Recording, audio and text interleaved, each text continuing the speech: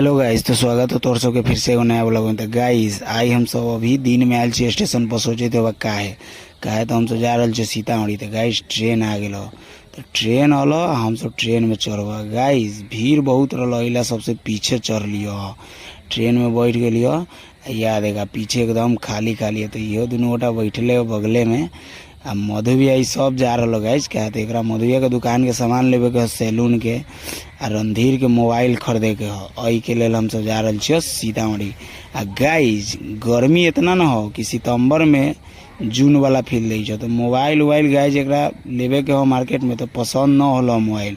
तब हम सब आ जाइए सीधा स्टेशन पर। 3:15 हो जाए, टाइम हो ट्रेन के 3:20 में। तो आ जाइए हम से स्टेशन पर, बस ट्रेन खुल जाए।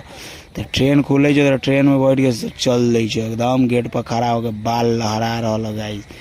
बाहर देखे गाइस तो क्या आसानी बारिश होल तो पूरा पानी पानी लागल है एने कथा।